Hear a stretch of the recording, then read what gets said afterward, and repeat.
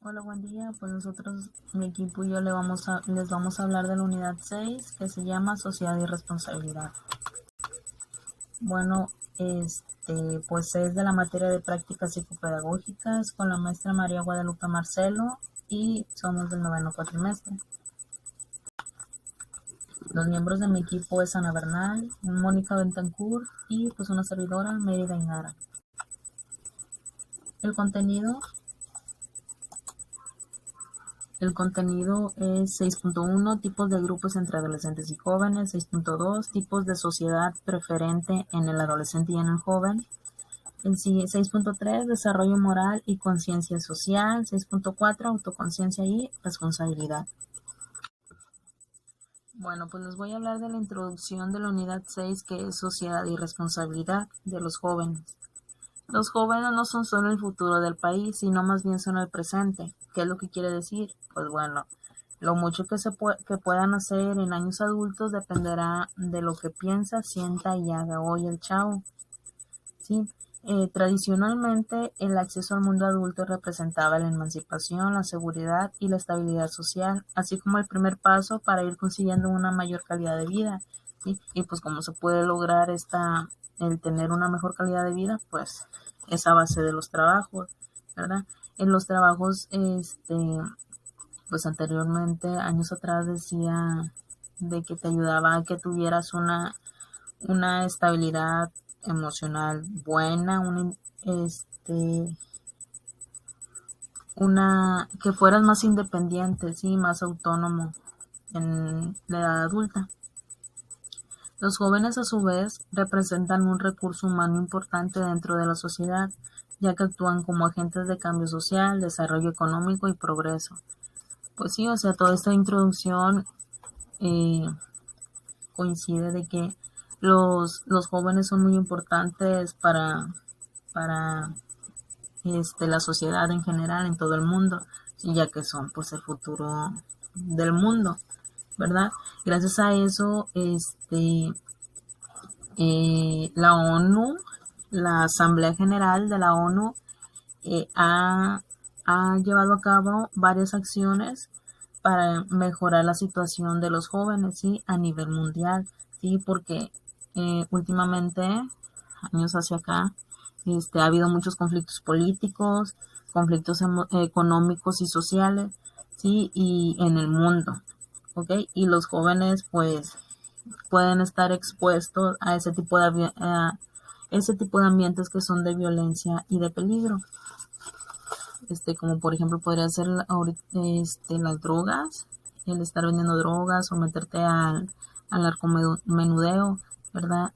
Principalmente los que andan ahí, dentro de ese tipo de grupos, se podría decir, pues son jóvenes y adolescentes también.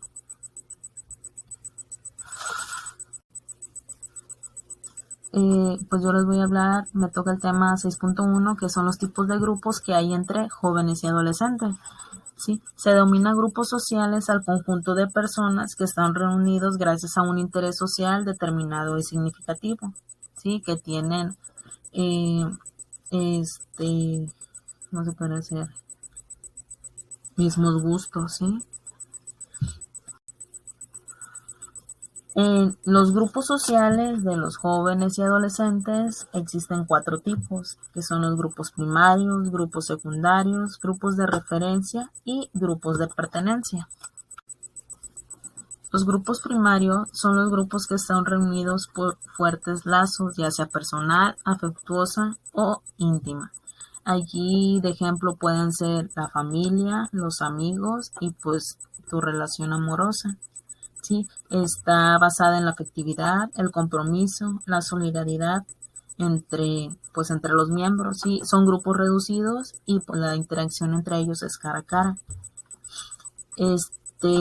Las características principales de este tipo de grupos es la forma en la que interactúan entre sus miembros. Los sujetos que forman los grupos primarios no son intercambiables. ¿Qué es lo que quiere decir con eso? Bueno, pues si una persona ya no está ahora sí que en ese grupo primario, o sea, no puede ser irreemplazable. Se rompe el vínculo y ya. ¿sí? No puede haber otra persona que pueda estar en su lugar. ¿Ok? Este vínculo es libre y voluntario. Los grupos secundarios. Los grupos secundarios se forman por un grupo de personas más cuantiosos, o sea, es un grupo más grande. ¿Sí? Aquí es muy difícil la relación de cara a cara. ¿Ok? Este tipo de unión se ve sujeto a los objetivos que todos sus miembros tienen en común, no a vínculos de carácter afectivo. ¿Sí? Aquí, ejemplo, pueden entrar los clubes sociales, la interacción de tus compañeros del trabajo, en el entorno laboral.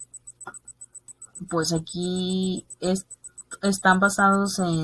grupos están basados en normas, reglas o estatus de algún tipo en común. Sí, o pueden también comparten ciertas actividades, pero no, lazos afectivos no hay en estos grupos secundarios.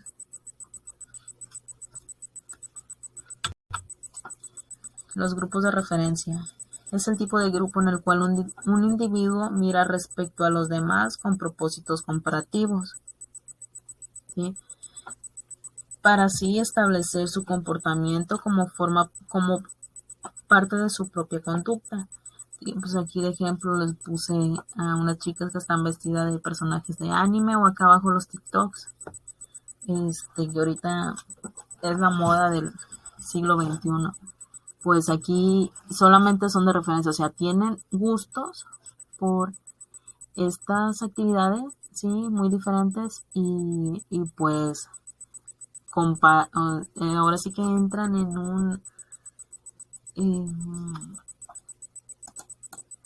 un entorno de parecerse a su personaje, así, en la forma de actuar, en la forma de cómo interactuar con las personas, su vestimenta, ¿sí?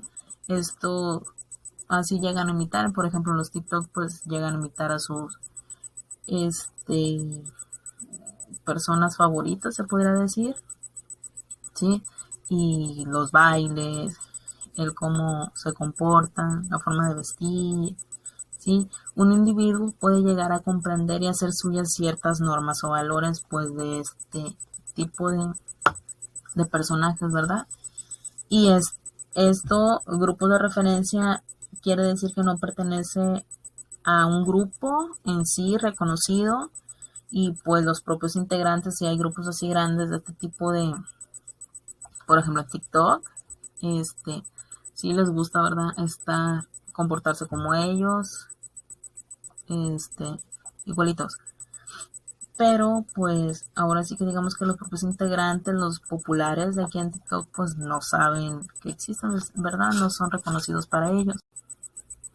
Lo siguiente es el cuarto, son los grupos de pertenencia. Es un grupo en el cual el individuo es reconocido como parte de él por todos sus miembros, y él mismo siente que pertenece a este grupo. Sí, en estos grupos de pertenencia hay ciertas normas, reglas que están ahora sí que instituidas por los mismos integrantes del grupo, y todos los que conforman ese tipo de grupo de pertenencia pues hacen acogidas y respetan ese tipo de normas, ¿sí? Todos los integrantes. Los miembros del grupo se sienten afianzados los unos a los otros, encuentran similitudes entre ellos y se consideran unidos como un todo. Sí, o sea, tienen ahora sí que como que sí relaciones afectivas, pero pues no tantos como los grupos primarios, ¿verdad? Porque ahora sí que se sienten, pues, válgame la redundancia, como dice, que es un grupo de pertenencia. Si se sienten que pertenecen a ese tipo de grupos con sus ciertas características, pues porque tienen en común todos los gustos, podría decir, o ciertos gustos. Sí, pueden ser grupos reducidos, o sí, o grupos grandes, ¿verdad? Amplios, los grupos de pertenencia.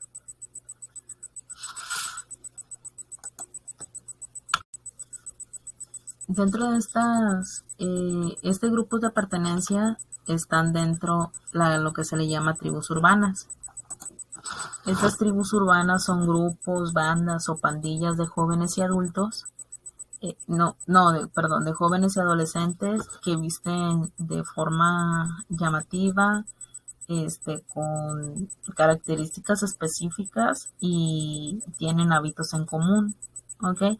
Se dice que las tribus urbanas fueron más notorias en el 91, ¿sí? Y pues los jóvenes y adolescentes suelen ver en ellas la posibilidad de encontrar una vía de expresión, un modo de alejarse de la realidad que no les satisface, ¿sí? Y pues principalmente buscan el afecto, el que no tienen en casa.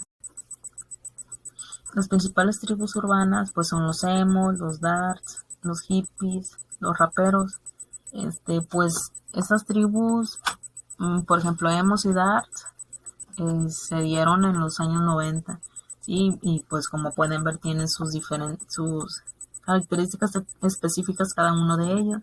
Como aquí nos vemos, pues el cabello en la cara, piercing delineado negro, sí, pues sentían que sí, que todo era tristeza en la vida. Los darts pues eran personas que se vestían de negro con accesorios. Bueno, también lo sabemos, ¿verdad?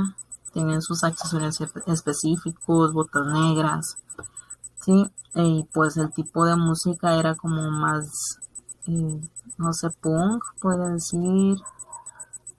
Tenían su estilo de música eh, en específico. Los siguientes son los hippies. Estos hippies comenzaron a hacerse muy notorios en los años 60. Sí, pues son personas de que, pues, digamos de que ellos tienen sus reglas, sus normas, pues todas las demás, ¿verdad? Todas las tribus urbanas tienen sus normas, sus reglas, la forma de comportarse, ante la sociedad, entre los mismos miembros de las tribus. Sí, pues su vestimenta es así con estampados coloridos, llamativos, sienten que, ¿cómo les diré? Para ellos es el tomar la vida, llevar la vida pacífica, en paz, sí, con todos, no pelear. Amor y paz, como dicen. Los siguientes pues son los raperos. Ellos pues la característica específica de ellos es andar con ropa holgada. Su vestimenta es holgada. Las siguientes tribus, que estas principalmente ya son ahorita en el siglo XXI muy populares, son los otakus, los gamers, los fitness. Y estos también que no puedo leer porque me estorba aquí en la cámara. Bueno, pues los otakus, pues en la vestimenta, las películas, las series, caricaturas de anime son las que le llaman la atención a los otakus. Sí, no sé si hay vestimenta con los personajes favoritos, ¿verdad? De cada uno de los chicos, pues sí se visten así. Los gamers, digamos que esta como que no es tanto una tribu urbana, lo veo más como si fuera un grupo de referencia, así como anteriormente lo habíamos visto y pusimos de ejemplo. Los gamers, estos pues sí es un grupo, una tribu urbana, que son los chicos de que son aficionados, apasionados a la tecnología. Ellos son súper buenos en la tecnología, se la saben de todas, les gustan los videojuegos, sí, por eso la gamers de jugar. Los videojuegos, ellos están o sea, se saben de todas en los videojuegos, pasan horas en los videojuegos también para ser pues los mejores. Los siguientes son los fitness, pues ellos están caracterizados porque les gusta el ejercicio, llevan una buena alimentación. Y los siguientes pues son los que esos también entran como un grupo de pertenencia, siento, que pues se visten de sus personajes favoritos, son fanáticos, ¿verdad? De sus personajes favoritos. El siguiente conjunto son los reggaetoneros, pues anteriormente se veía y ahorita en la actualidad igual se ven, pues ellos traen sus accesorios llamativos, los anillos, aretes, tatuajes, la forma de hablar, también el lenguaje es muy caracterizados en los reggaetoneros. Los skaters, pues son los chicos de que les gusta andar en patineta. Aquí pues se reúnen sus grupitos, ¿verdad? Y pues ahora sí que lo que hacen es andar en patinetas. Pasan sus ratos libres, un buen rato libre andando en patineta. Se las saben de todas de maniobras, de piruetas. Los rockeros, pues, principalmente, les gusta el mismo tipo de música, ¿verdad? Que es el rock, pues, el tipo de su vestimenta, la forma de vestir es con delineado negro, andar, pues, de negro, ¿sí?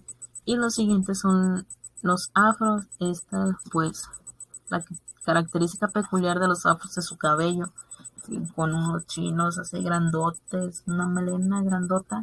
Sí, pues esto se ve mucho allá para Estados Unidos, ¿verdad? En los norteamericanos. Bueno, pues eso sería todo de mi parte. Muchas gracias y pues a continuación mi compañera Mónica. Hola, buenas tardes. A mí me toca exponer el tema 6.2, tipos de sociedad preferentes en los adolescentes y jóvenes.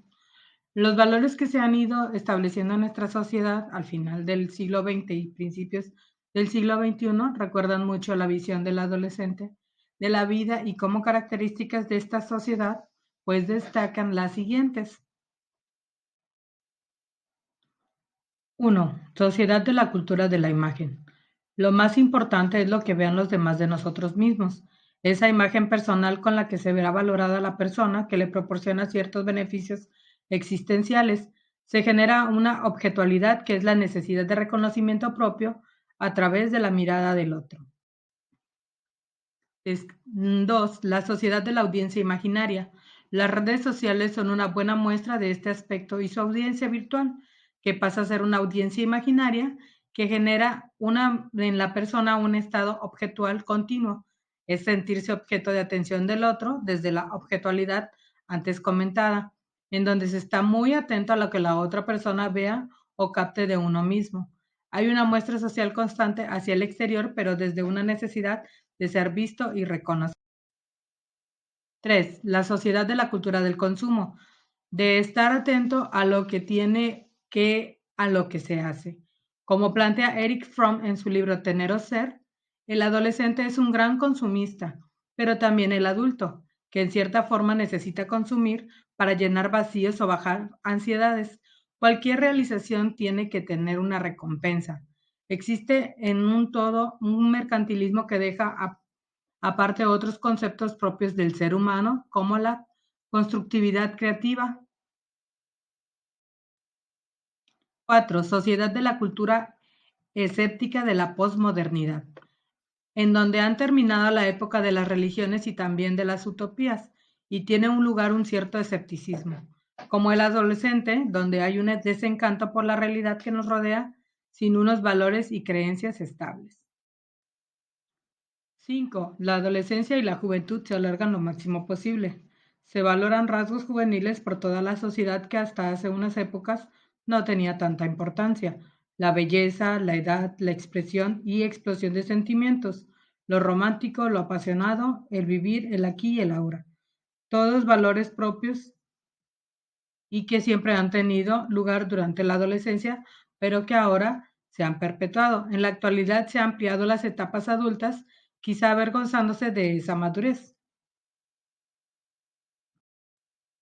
6. La ausencia de responsabilidad.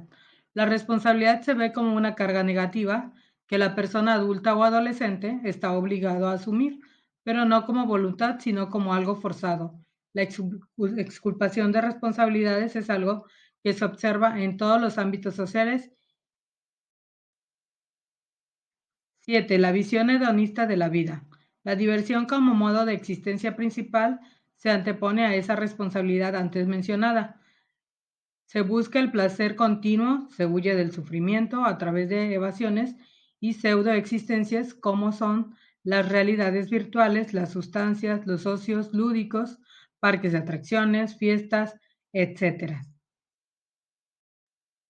8. Continua crítica a la autoridad. El cuestionamiento continuo de la autoridad es muy representativo del adolescente, que como en la teoría psicodinámica plantea, tiene relación con quitar poder al padre para lograr una autonomía simbólicamente. Se realiza con la muerte sociológica de este. En estos momentos, desde unas relaciones humanas que se basan en relaciones de poder entre las personas. 9. Desprecio a la vejez, a lo antiguo. Uno de los conceptos que muestra ese desprecio es el concepto de viejuno.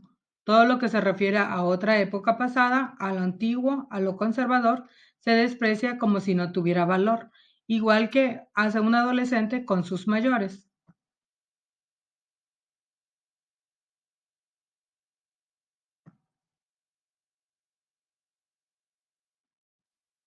Tema 6.3. Desarrollo moral y conciencia social.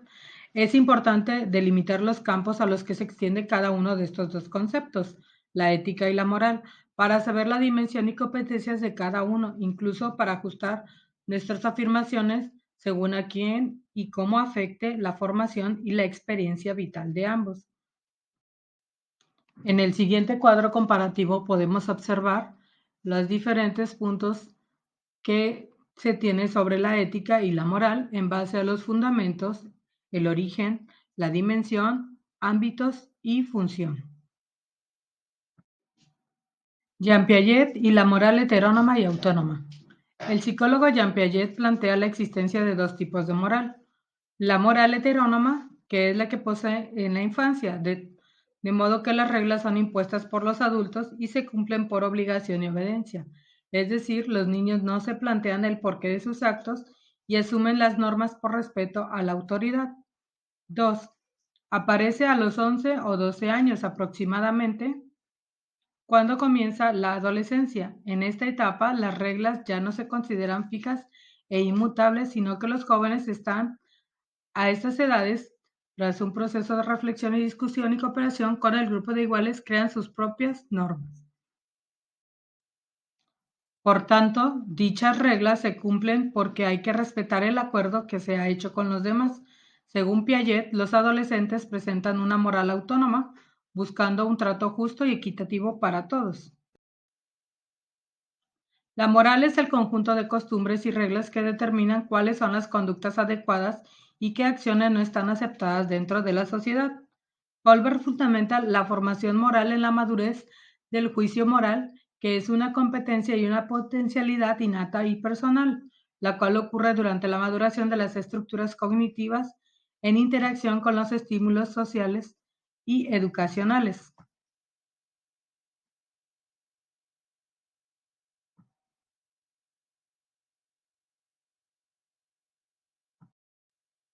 El psicólogo Lawrence Colbert propone que el desarrollo moral evoluciona desde la infancia hasta la adultez con base en tres niveles. 1. Preconvencional. Las normas sociales son externas a uno mismo y se asumen sin entender la ética de las mismas. En este caso se siguen las reglas por 1. Miedo a posibles represalias y castigos. B. Por motivos egoístas. 2. Convencional. Esta fase se caracteriza por la conformidad e interiorización de los acuerdos sociales establecidos, de forma que se respetan por cumplir las expectativas que las personas más cercanas tienen sobre uno y mantener el orden social. 3. Postconvencional. En esta última etapa del desarrollo moral se comprenden y aceptan las normas sociales, pero además se crean y construyen una serie de valores propios que guían la conducta de uno.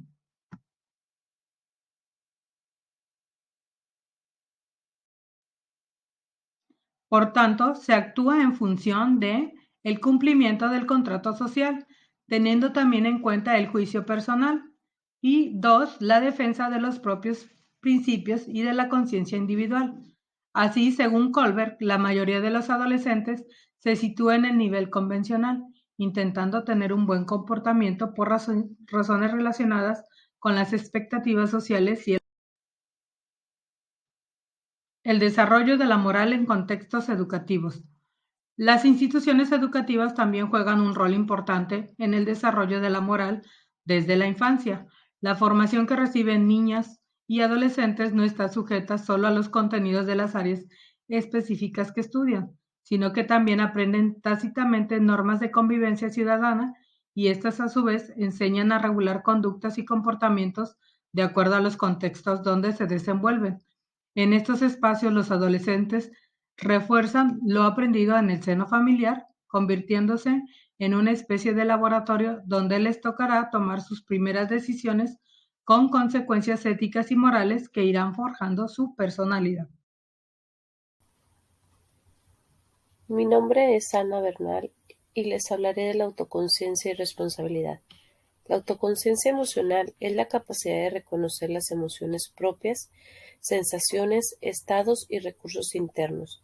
Es un proceso complejo que requiere dedicarse tiempo a sí mismo, de escucharse y comprenderse. No se trata de saber identificar nuestra última reacción emocional, por ejemplo, saber que estoy enfadado o me siento triste, sino de detenerse y observar qué esconde esa emoción. El autoconocimiento es una cualidad importante de desarrollar para los preadolescentes y los adolescentes que piensan y aprenden de manera diferente.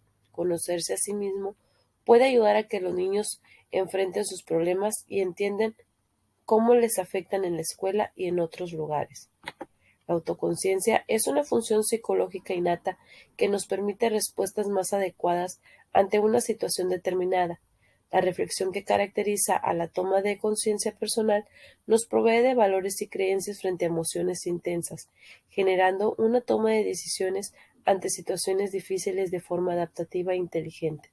Sin embargo, cuando nos enfrentamos a situaciones de estrés, la autoconciencia puede verse superada y producir en la persona patrones de conducta más reactivos, es decir, menos adecuados para el afrontamiento de la situación que tenemos ante nosotros. Es absolutamente necesario que la sociedad en general y las personas en particular desarrollen autoconciencia, lo cual derivará en formas de actuar adaptativas y responsables. Todo ello nos permitirá ejercer nuestros derechos y al mismo tiempo desempeñar nuestras obligaciones como ciudadanos, tanto con nosotros mismos como con nuestro entorno. Solo a través del desarrollo de la autoconciencia generaremos el autocuidado de nuestra salud y de las personas que nos rodean, obteniendo un resultado final de compromiso y responsabilidad en nuestra actitud ante la compleja situación que debemos afrontar. Cuando somos conscientes y asumimos nuestra responsabilidad es cuando somos verdaderamente libres, ya que nadie decide por nosotros.